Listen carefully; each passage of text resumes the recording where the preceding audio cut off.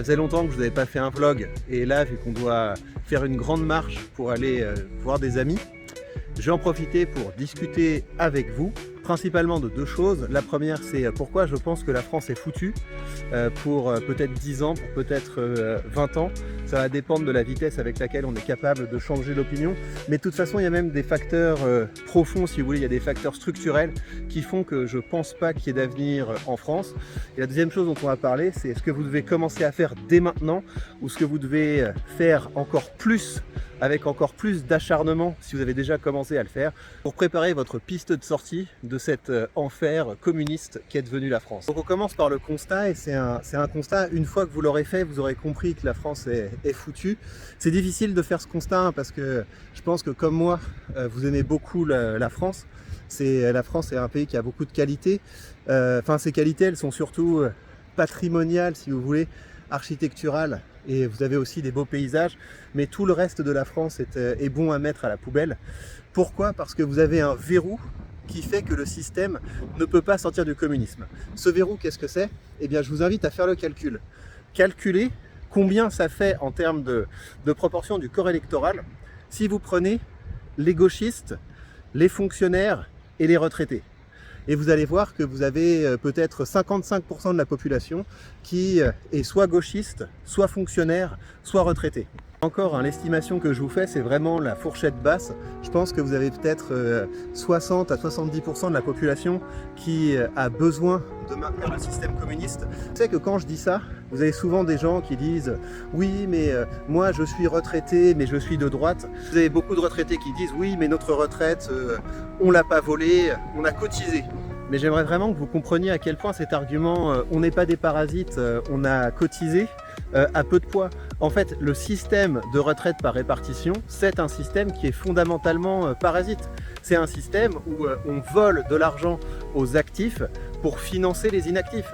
Et donc, vous avez passé votre vie en sachant très bien que le système n'allait pas être soutenable. Vous avez accepté ce système en sachant très bien qu'il serait soutenable pour vous, mais qu'il serait un enfer absolu pour ceux qui viendraient après vous. Parce que un des effets cumulés du communisme, c'est que les gens font plus d'enfants. Vu que tout l'argent des actifs est utilisé pour financer les inactifs, et bien vous avez de moins en moins d'actifs au fur et à mesure du temps. Donc c'est très bien pour ceux qui se sont mis bien, qui ont aujourd'hui des bonnes grosses retraites, et bien ces gens-là ont bénéficié du système. Mais pour le reste de la France, c'est un cauchemar. Vous avez cette première caste qui flingue l'activité dans ce pays. La deuxième caste, c'est évidemment les fonctionnaires. Là, les fonctionnaires, c'est pareil. Moi, je veux bien qu'on me dise « Oui, mais les infirmières, c'est utile. Oui, mais les policiers, c'est utile, etc. » Déjà, la plus grosse partie des fonctionnaires, c'est quand même des gras de papier dans des administrations. Et puis l'autre chose, c'est que dans n'importe quel pays plus libéral que la France, eh bien, les policiers, les professeurs, les médecins sont beaucoup mieux payés parce que vous avez une plus grosse part de l'argent qui vient des consommateurs. Vous avez beaucoup plus un système qui est proche de tu payes pour ce que tu consommes, ce qui est un système juste en fait. Donc vous avez un pays où une grosse partie de la population, à savoir les retraités, vivent sur le dos des actifs. Vous avez les fonctionnaires qui vivent sur le dos des actifs. Et puis vous avez par ailleurs une caste gauchiste qui, par idéologie mortifère, continue à essayer d'entretenir ce système en votant à chaque élection pour le candidat le plus communiste qu'ils peuvent trouver.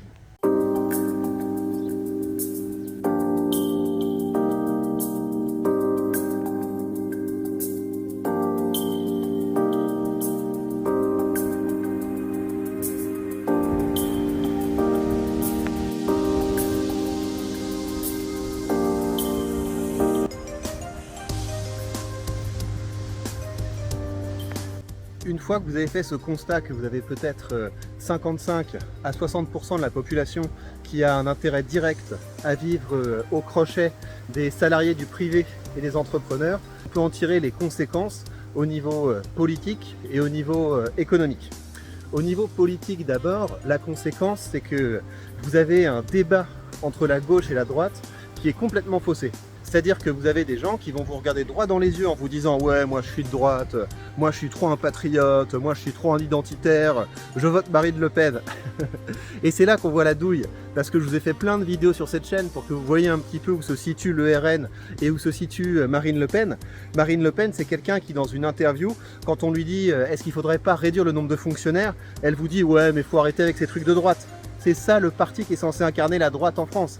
Donc en France, vous avez un accord profond sur le fait qu'il faut toujours plus d'État, toujours plus piller les investisseurs, toujours plus piller les entrepreneurs, toujours plus piller les travailleurs du privé. Là-dessus, tout le monde est d'accord, mais vous allez avoir un faux débat avec des gens qui disent « Ouais, mais moi, je suis un communiste identitaire. Ouais, moi, je suis un communiste universaliste, etc. » Et donc, vous avez ce débat entre l'extrême gauche et la fameuse extrême droite, qui est en fait un débat entre différentes nuances de gauchistes, à savoir des gens qui sont absolument anti-business, anti-entrepreneurs, anti-création de valeur et qui ne pensent qu'à ponctionner le fric des autres en se disant « Ouais, mais c'est la solidarité, c'est l'honneur de la France que de s'occuper des retraités, c'est l'honneur de la France que de soigner tout le monde, c'est l'honneur de la France que de ci, de ça, d'avoir un État absolument obèse. » Si on en vient aux conséquences économiques à présent, eh bien en France, vous commencez à percevoir ce que j'appelle les effets cumulés du communisme.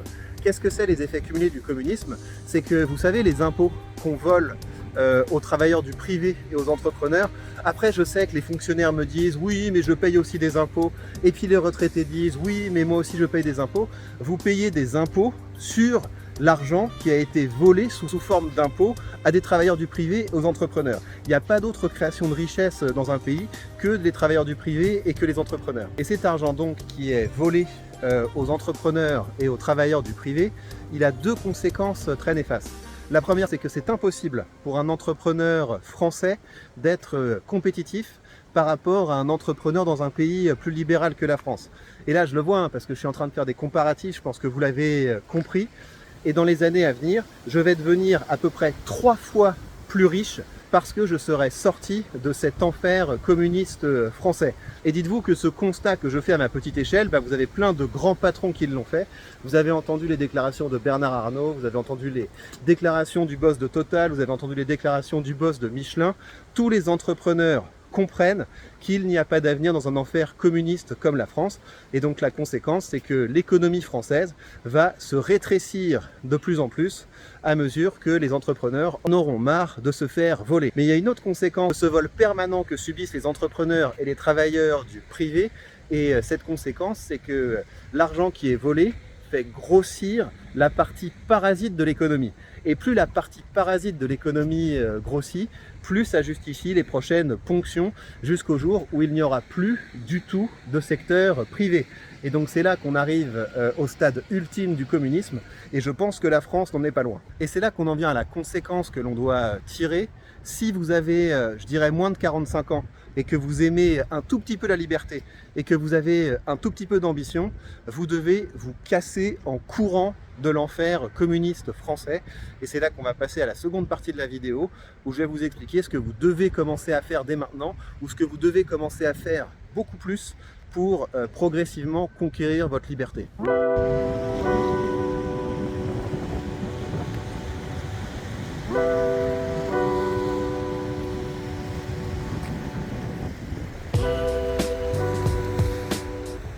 Pour changer votre résidence fiscale, vous aurez besoin de 3 choses. Vous aurez besoin d'un domicile dans votre pays d'accueil.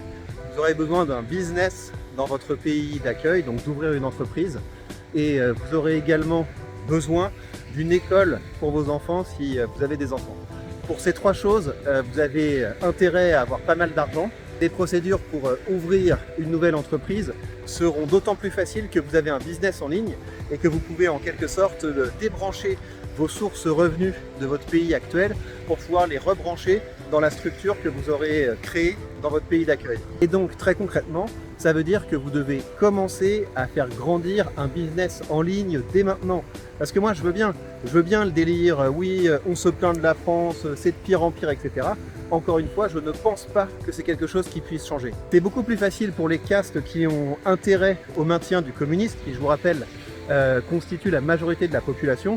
Et ces gens, on peut les avoir encore pendant 20 ans à leur dire « vous inquiétez pas, il suffira de taxer les riches, on va encore un peu taxer les riches, et puis les vilains investisseurs qui se gavent, etc. » Donc on va leur raconter cette fable jusqu'à ce que la France ait véritablement fait faillite. Et c'est seulement une fois que la France aura fait faillite que ce sera possible de reconstruire un pays sur des bases économiques saines, à savoir libérales. Vous pouvez rêver à l'arrivée de la droite en France, mais ce qui va se passer vraisemblablement, c'est que à la prochaine élection, vous aurez soit Le Pen, soit Jean-Luc Mélenchon. En tous les cas, vous aurez du communisme au carré.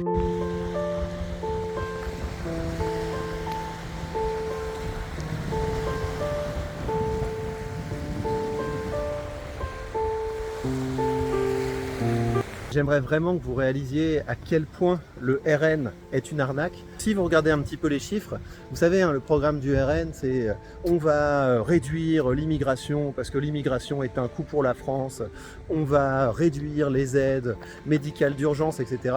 C'est absolument peanuts. Ce qui coûte de l'argent en France, c'est les fonctionnaires et c'est les retraités. Le reste, quand vous regardez les ordres de grandeur, c'est juste de la diversion en fait. C'est juste pour vous donner l'illusion que vous pouvez être de droite en France, alors qu'encore une fois, vous avez un accord entre tous les partis sur le maintien du système communiste. Donc si vous êtes sérieux et que vous comprenez un petit peu le constat que je partage avec vous, vous devez commencer d'urgence à créer un business en ligne. Et peut-être ça va prendre du temps, voilà, peut-être que les 6 premiers mois, vous n'aurez pas de résultats, peut-être que ça va prendre 1 an, etc. Mais au moins, vous aurez commencé à vous aménager une porte de sortie. L'image, vous savez, c'est le mec qui est dans sa cellule de prison, qui a juste une cuillère, et avec la cuillère, il commence à creuser un petit tunnel. Bah, au début, c'est ça, et puis rapidement, vous allez voir que ça va s'accélérer, ça va s'accélérer, ça va s'accélérer, et un jour, vous réaliserez que vous avez suffisamment de revenus en ligne pour pouvoir vivre à peu près d'où vous voulez dans le monde. Comment vous allez créer ce business en ligne? Vous allez partir d'un problème que vous avez, d'un objectif que vous avez, d'une ambition que vous avez, et vous allez créer du contenu là-dessus. Vous allez créer du contenu là-dessus qui réagit à l'actualité. Donc ça va être des vidéos qui vont faire des vues. Ça va vous permettre de surfer sur les sujets dont tout le monde parle en disant mais vous voyez bien que le sujet dont je vous parle est au cœur de tout. Vous voyez bien que c'est un sujet qui est essentiel. Donc vous allez faire des vues comme ça. Et à côté de ça, vous allez avoir des vidéos qui sont plutôt du genre tuto, à savoir voilà cette compétence qui est essentielle au sein de mon domaine. Voilà comment je pense que vous devez la développer. Et vous allez commencer à créer du contenu. Au début, vous allez peut-être vous prendre des vents. Si vous voulez éviter de vous prendre des vents, vous avez plein de ressources sous cette vidéo, à commencer par mes emails. Les emails dans lesquels, une fois par mois, je vous envoie des idées sur la manière dont vous pouvez accélérer la création de votre business. Mais en tout cas, vous aurez arrêté d'être passif, vous aurez arrêté de simplement vous intoxiquer avec tout ce qui ne va pas en France et vous aurez commencé à créer votre porte de sortie. Parce qu'encore une fois, il n'y a pas de porte de sortie sans avoir des revenus qui ne dépendent plus de l'endroit où vous êtes.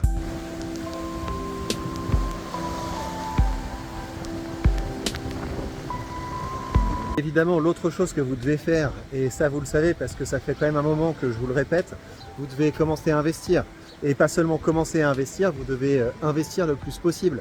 Parce que l'investissement, c'est du revenu qui ne dépend pas de l'endroit où vous êtes. Le problème évidemment, c'est que d'ici à ce que vous ayez quelque chose comme 2000 €, 3000 €, 4000 € par mois, à savoir de l'argent réel, du vrai argent que vous pouvez utiliser pour payer pour votre train de vie, il peut se passer toute une vie justement. Et c'est pour ça que je vous encourage tellement à créer votre business en ligne pour pouvoir augmenter votre revenu actif. Si vous n'augmentez pas votre revenu, vous serez bloqué. Très évidemment, il ne faut pas investir n'importe comment. Je sais que certains achètent de la crypto en se disant la crypto c'est comme si je me faisais un petit paradis fiscal, personne ne sait ce que j'ai sur mon compte, etc. La contrepartie de ça, c'est que quand vous investissez dans les cryptos, c'est un énorme red flag. Quand vous allez vouloir ouvrir votre boîte et changer votre résidence fiscale, ce sera absolument pas pris en compte.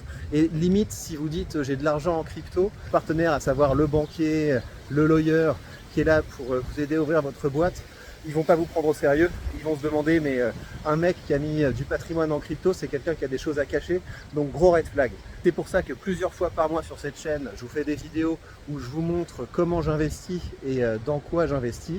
Vous le voyez, je me prends absolument pas la tête. J'achète des ETF les plus larges possibles et vu que j'ai un bon courtier, à savoir mon courtier de Giro, et bien toutes les fois que j'achète des ETF, j'augmente mon patrimoine dans le sens où je peux l'hypothéquer. Et ça, je vous l'ai déjà dit plein de fois, le jour où vous voulez partir, eh bien, le fait d'avoir de l'argent comme ça, vous pouvez comme ça dégager en 2 clics, ça vous aidera beaucoup. Donc maintenant les amis, on augmente son revenu actif, on augmente son revenu passif et on commence à scier des barreaux de notre prison. Vous avez tous les liens pertinents sous cette vidéo, que ce soit pour commencer à investir, pour vous former à l'investissement avec la page Patreon ou alors pour vous former à la création de contenu, à la création de business en ligne en rejoignant mes emails privés. Et maintenant les amis, c'est à vous de jouer.